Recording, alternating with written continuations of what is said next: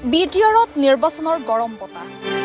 পৰ্বতচূড়াত উপস্থিত ১ নং কোকৰাঝাৰ লোকসভা সমষ্টিৰ বিৰোধী ঐক্যমঞ্চ তথা কংগ্ৰেছ দলৰ মনোনীত প্ৰাৰ্থী গৰ্জন মুছাহাৰী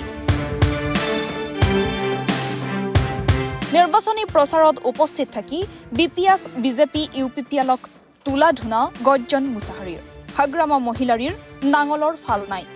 ইউপিপিএল দলৰ প্ৰধান প্ৰমোদবোৰৰ ট্ৰেক্টৰত পাম নাই বুলি মন্তব্য কৰে গৰ্জন মুছাহাৰীয়ে আমি পূৰ্বে অলপ নাৰ্ভাছ হৈছিল কিন্তু পুৱাতে আমি ৮টা বজাত একটা প্ৰগ্ৰাম কৰিছে ৮টা ইয়াৰ পাছত ৯:৩০ ১১টা এনেকৈ আজি এইটো লৈ পেলাই ৪টা ৫টাই প্ৰগ্ৰাম হৈ গ'ল মোৰ আমাৰ পকেট কেম্পেইন সবচে ভাল এই গতিকে আমি এই আজিৰ লাষ্ট প্ৰগ্ৰামত মোৰ হিচাপ মতে চিৰাঙত কমেও 20টা প্ৰগ্ৰাম হ'ব আজি আৰু বাক্সাত 15টামান প্ৰগ্ৰাম আৰু কোকৰাঝাৰত এনেকা হ'ব 15টামান প্ৰগ্ৰাম এই গতিকে 50-60 প্ৰগ্ৰাম আমাৰ পকেটৰ আজিও হ'ব এই গতিকে আমাৰ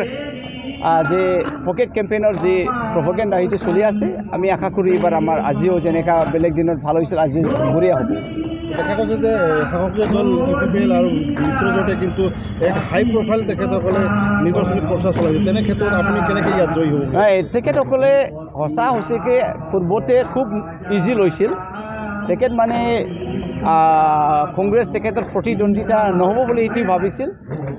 হিমন্ত বিশ্ব শৰ্মা নিজৰ মুখত পৰাই আমি শুনিছোঁ যে তেখেত একমাহমান আগত যে ইয়াত কংগ্ৰেছ গন্ধই নাই ইয়াত কংগ্ৰেছ জিৰ' আছে আৰু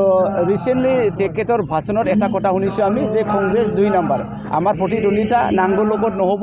বিপিএফ লগত নহ'ব হাতত ছবিত বা কংগ্ৰেছৰ লগতে হ'ব ইয়াৰ পৰা আমি গম পাই যে হিমন্ত বিশ্ব শৰ্মা ডাঙৰীয়া যিমানে ডাঙৰ শিয়াল নাহক তেখেতৰ অংশ একেবাৰে অমিল আজি তাৰিখৰ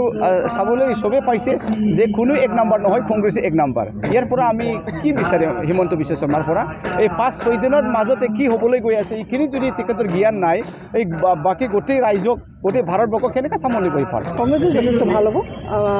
যদিও বিজেপি কৈ আছে তেওঁলোকে 14খনৰ ভিতৰত 14খন আসন বা 12খন আসন বা 13খন আসন পাব কংগ্ৰেছে 6খনলৈকে মিনিমাম 6খন আসন পাব আৰু মই আশা ৰাখিম যে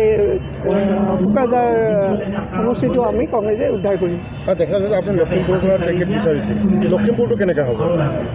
লখিমপুৰটো টিকেট বিচাৰিছিলোঁ লখিমপুৰৰ টিকেটটো যিটো যিজনক দিয়া হ'ল তেওঁ অৱশ্যে 2 মাহ আগতে বিজেপিৰ পৰা আহি কংগ্ৰেছত যোগদান কৰিছিল আৰু তেওঁ যি ধৰণে প্ৰচাৰ কৰিব লাগিছিল প্ৰচাৰ কৰিবলৈ তেওঁ নোৱাৰিলে যদিও আমাৰ কিন্তু মানুহে প্ৰচাৰ কৰিছে আৰু কংগ্ৰেছৰ তাত কংগ্ৰেছমুখী হৈ আছে